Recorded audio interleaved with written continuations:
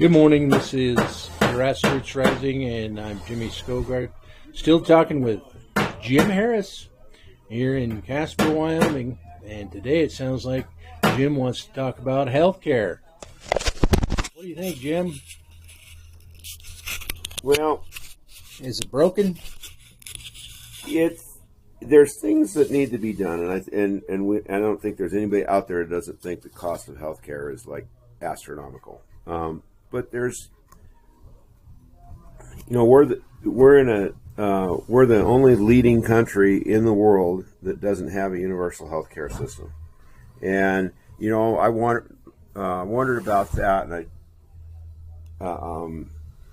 it's like, well, maybe it's the best system that we have here. And then, as I've done with my work, I've found that, we got a lot of doctors and stuff here in Wyoming that have left Wyoming because they can't afford the malpractice insurance.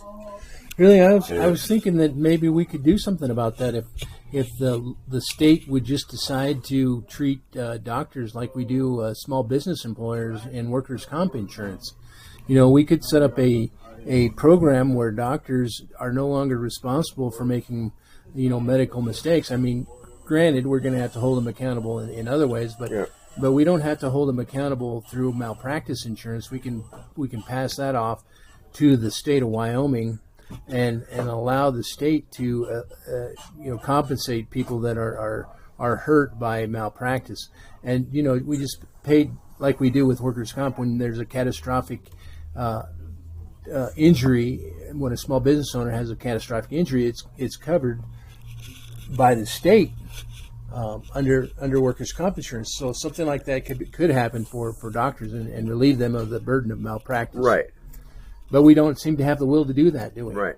Well, and part of that is it's more than likely it's going to increase the tax base a little bit. But if everybody's been able to get care, I was fortunate enough I've been fortunate enough with my military service that I've spent some time overseas and stuff, and we were in Hong Kong, which does have universal health care there. Long time ago, we had one of our sailors that they were out playing basketball, and we've changed that here in the United States with the basketball hoops having that coil around there that they put the line in. Well, he caught his ring finger on there and basically avulsed his finger. Which is basically taking all the meat off his finger, and all that was left was the bone. We ended up going to the hospital and getting surgery on it. And he's got like 95% return on his surgery, or from his surgery, his recovery. He's got 95% use of that finger again, and we were sitting there looking at what that cost was going to be. I mean, in the United States, it would have been thousands and thousands and thousands of dollars to get that repaired. We got a bill for, I'm not sure the exact number, but it was somewhere between $75 and $150. And the bill was broken down into how much petrol the ambulance needed, the wear on the vehicle, the sutures that were used in the surgery, basically the stuff that was used. You had to pay for the materials. He paid for the materials. Everything else was covered. Oh. And he had the number 2 neurosurgeon in the theater working on it. Did his work. Oh.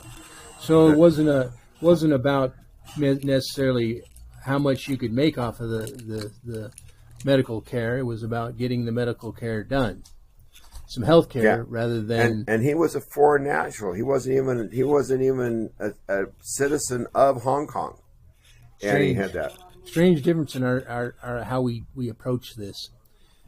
I often think that we could do something similar in Wyoming if we chose to. What we'd have to do is just simply let the doctors pick what they wanted to bill, and then we, instead of paying our health insurance dollars to insurance companies, which has obviously failed in Wyoming, we pay it directly to a state bucket. So right, yeah, you got to set up a structure for all that, and then you got to figure out the there was a period of time I couldn't even afford to pay for health insurance. I couldn't afford those.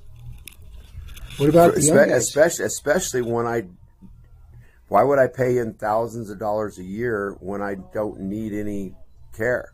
Yeah, you got to just kind of throw the dice, right? Yeah. But at the same time, you don't get any preventative medicine either, do you? No. Suppose you have I mentioned this in an earlier podcast where we just did a hypothetical where you had a spot on your skin that is an early skin cancer, and you don't notice it.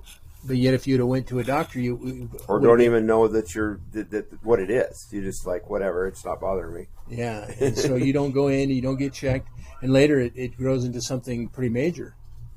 And I got to think that we're kind of setting ourselves up for that kind of a fall, really. Yeah. With our current system of health Insurance. insurance. And then on the other side of it is that it's more about the care after you've got the issue than before it. I was down one of the places that I worked. A lot of the companies at that time were doing. They were subsidizing the health care for their employees if they got into a healthcare program. And in a couple of businesses, they actually had set up weight rooms and training centers within their building, and they were cutting the cost of their healthcare plan for the employees if they participated in that. That they were carved out an hour a day that they would go to the gym or go run or whatever, and because they found that it was cheaper to pay the employees to exercise than it was to pay for their health care on the other end. So what you're suggesting there is actual health care rather than just health insurance. And correct. So don't just pay the cost of insurance and go to the doctor and pay that, but actually, build programs that support health in the community. Yep. What a novel concept. Gee, I wonder if anybody's ever thought of that one. Anyway, healthcare is interesting. What else is bugging you in today's system?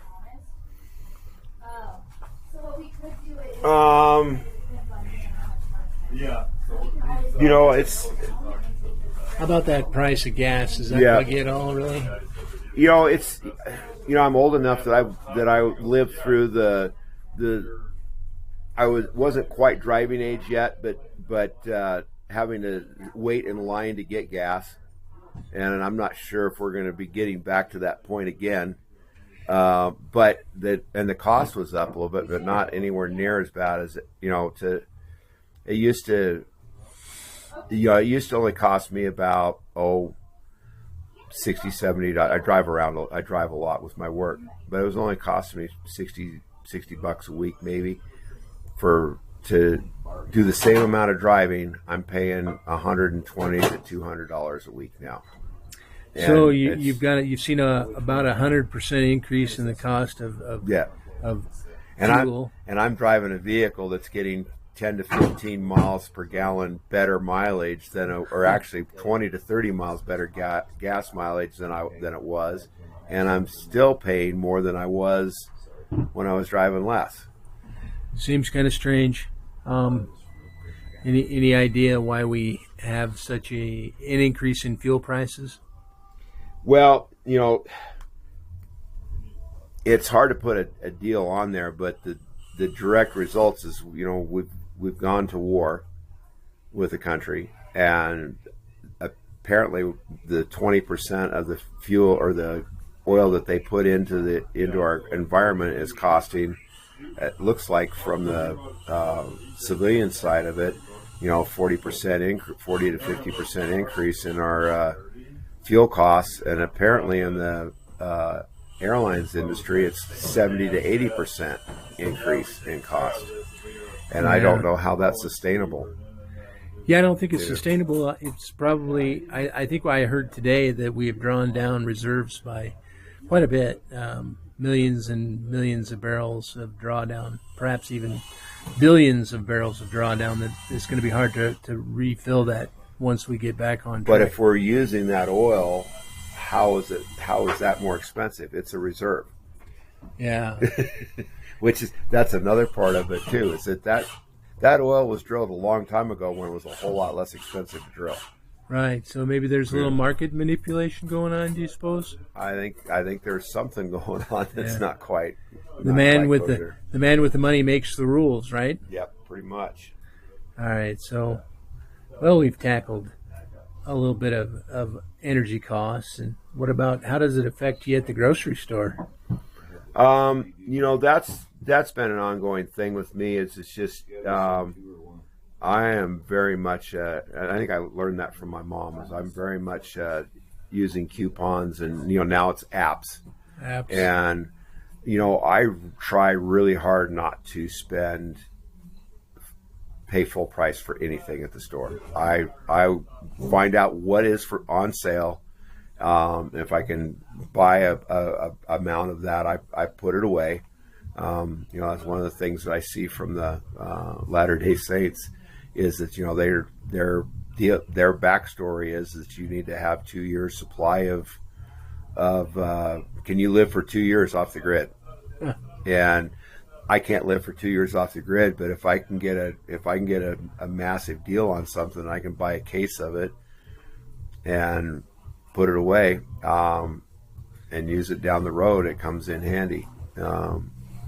Makes life a lot easier. So I've been proactive on that for years. So with the cost of things going up, I just try to find ways to buy things inexpensive and have a good size freezer to stick stuff in, that the perishables, stick it in there and make sure I rotate through it. Yeah, I suppose you could get a little bit of waste if you're not careful. But yeah, it sounds like that's the way to do it, buying things. But that's the American way anyway, yeah. I think. A lot of us do that. Or we go out and we're a little frugal and you don't have to. I'm also starting to grow I'm working on planting turning some of my yard into a garden so I can just start supplying myself instead of having to pay the prices. Yeah, I agree with you there. I like to grow tomato plants and peppers and cucumbers and melons. They all do fairly good here in Casper. We do have kind of a short growing season, so if you haven't started your plants now, it might be just a little bit late. But for tomatoes and summer squash, not at all. You won't be starting those until probably early June when the soil temperatures get above 70 degrees. Right.